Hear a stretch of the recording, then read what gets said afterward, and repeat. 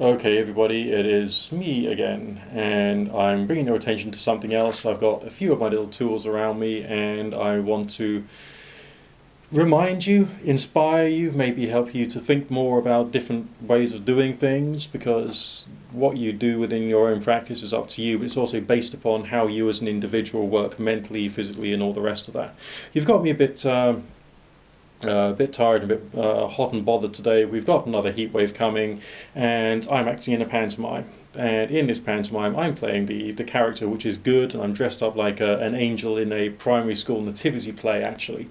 So I've got this like anxiety that someone's going to approach me with a Christmas tree from behind, and because I'm looking all fairy and wings and a white bed sheet and a bit of tinsel and that sort of stuff. It's pretty eccentric.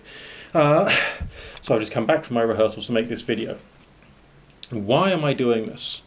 Because I want to encourage you to blend different traditions and methods. Why would you want to do that? Because it depends upon how you as an individual are. Okay? If you think about it, alright, if you were to take the Ouija board, the talking board,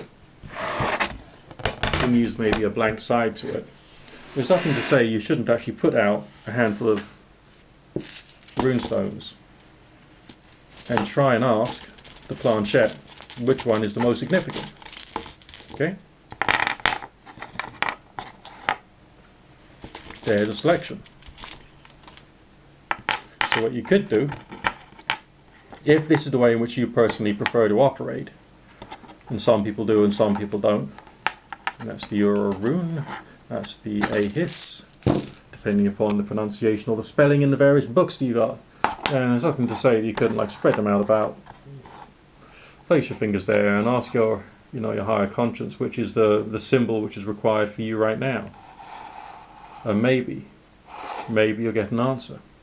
Another way of doing that is, of course, to use something which has the effect of a pendulum. Obviously, read a book by Tom Graves called Pendulum Dowsing, which is the best instructor that you got, and then maybe one of these will teach you something. See what I mean?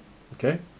But if you're thinking about like the way in which information is being presented to you, it feels slightly different because of the quantity of time it takes to get a particular rune or a particular... I mean, you can do the same with the tarot cards as well. Or you could use Scrabble tile letters if that's your sort of thing.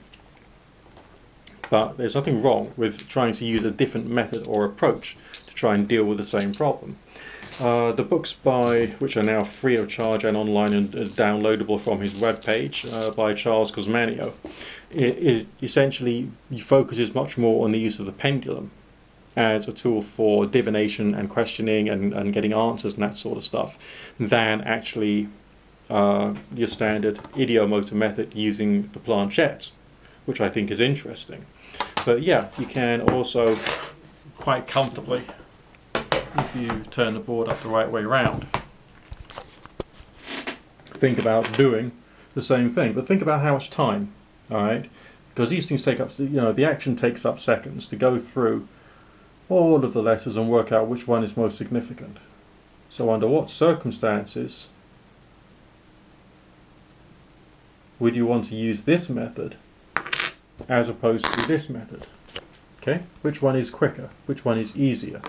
Which one works best with your intuition? Because all of our minds are different, all of our bodies are different, and you're doing this for yourself, by yourself, alone, usually, because it's your own practice. When you do it with somebody else, that changes the energy of the experience. That changes the fact, you're both getting together for a particular experience. And ideally, you're both coming from the same mindset. But if you're not, then that will make things more challenging.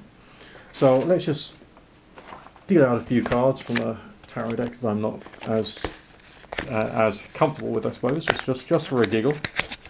This one is cute.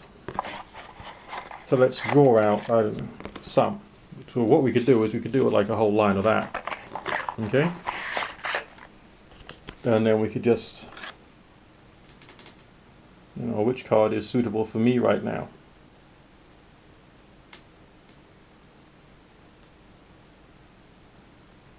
Okay, so maybe that one's got something to say to me.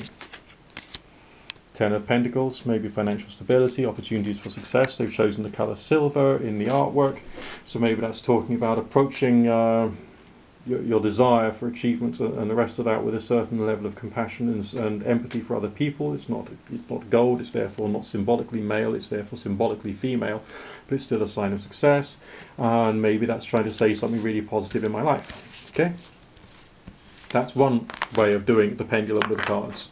Another one is, let's say you've got 1, 2, 3, and let's say after all your little reading method you've chosen that these are the 3 which is what, for whatever reason, most significant. You can't quite decide between all of them, and so you get out your pendulum, or a thing which does pendulum-y type things.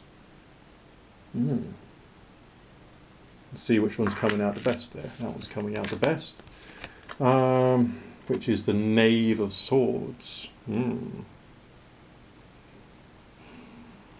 So that could be to do with communication and conflict, or a conflict being arising. It's a significant card, but it's also relatively junior in the hierarchy of the court cards. So maybe that's talking about the attitude that I should take when there is conflict going around, which it should be anticipating it's going to happen, planning and preparing maybe, but also being more gentle and not necessarily being the most assertive person, but still participating in the arguments. That's another way of looking at it. Alright, so lay out your cards, get your little planchette,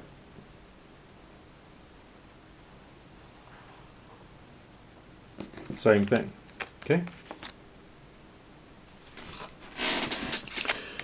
So your thinking therefore has to be, in what way should I be trusting my intuition? Should I be looking at or focusing in on the little twists of emotionality and thought which goes on inside my mind? In what way should I be using the ideomotor effect, either with the planchette or with the pendulum, to see which one is coming out with the right answers, so to speak, or the answers, or the method of approach to look into this particular subject self-developmentally using this? But then you've also got to inquire whether you want to use a more visionary method and then go for dark mirror scrying. Watch out for the Halloween seance, because I'm demonstrating a cheap, efficient and effective way of making a dark mirror on as close to zero budget as you can get. Alright? Because that's another thing. So your options when you're divining is from your own mind in meditation, to ask questions and observe what happens when your mind is receiving something, when you're, as it were, thinking outwardly. I mean, these various different forms of language which people in various different spiritual environments use can be a bit confusing. The first time I went to a big group of professionals in the field, and I saw this lady, she would just say that, we have to communicate with our guides and we have to do it through thinking outwardly. And I looked at her like, you're a nutter, because that's what you do when someone uses language like that in a manner which goes contrary to the way in which you're thinking and feeling. But on the other hand, the more I did meditation, the more I realized that there were some times when I could gradually shift my center of awareness. So maybe you start off with the body. Most of us start off with the body, the breathing, the heartbeat, the way in which your body is resting against the chair. But then after a while you can expand that to the sensations in the room, how the room feels, how sound echoes around the room, the various smell and texture of the room itself, the emotional experience of that particular room. Then you can expand your awareness to other things, and also expanding your awareness to all the various different levels and layers of thoughts, feelings, emotions going on inside you, and seeing whether something is being affected. Okay? And then of course you've also got the physical methods. I mean, the visionary methods through meditation, and the visionary methods through dreams, and the visionary methods through dark mirror scrying have a different textural experience to the individual. The methods using the ideomotor effect, namely planchette and pendulum, being the principal ones which most people will get involved with, apart from, of course, dowsing rods, will feel differently to you. And sometimes there will be some of these tools which you'll be able to use with greater ability, and sometimes you may think you're thinking too much when using them, or you're not thinking about the right things, or your focus isn't necessarily right when using some of them as to others. So I can understand why people would end up like choosing to stop doing all this world of the weird stuff, because there will be moments of intense frustration, or bloody hell, I've just wasted my time. You know, that sort of thing can go on, and people just like, nothing has happened, I couldn't get anything. Or maybe you were getting something, but you weren't actually aware of what your mind is actually receiving, and you couldn't like lessen the various forms of chitter chatter in the mind, which is distracting you away from what kind of energetic things you could be feeling or thinking about. I mean, I don't know where you come from personally from a spiritual experience point of view, but I think that some of the things which people do, which they think is connecting with spirit in a particular way, might not necessarily be the case, but they seem to be useful tools for them to have like an expanded experience. I've seen videos of people who call themselves witches saying that they learn how to communicate with the spirit of a place, and they're thinking about the spirit of a place and they're talking to it, which could actually be considered to be a little mad. But on the other hand, if that's something that they do like inside and not socially inappropriately, there must be something about the way in which they're using their belief in the communication of the spirit of place, which helps to shift their sense of perception.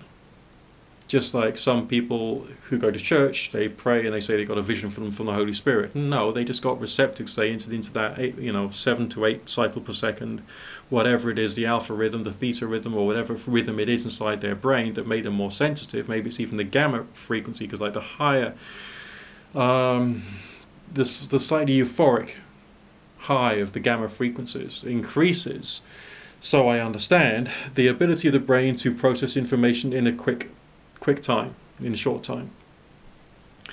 What this seems to infer to me is that you're more likely to get visions in some forms of open transcendental prayer.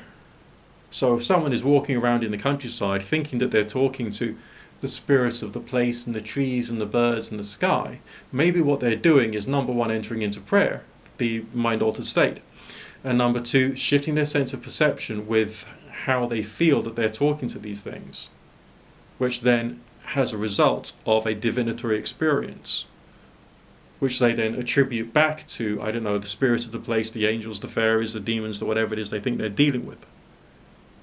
Do you get where I'm coming from there? I could be right, I could be wrong, I don't know.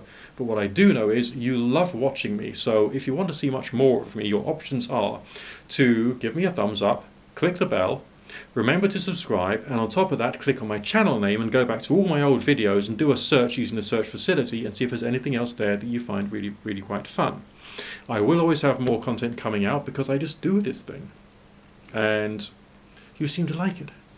And that's wonderful and weird. Don't forget to comment as well. Speak to you again soon.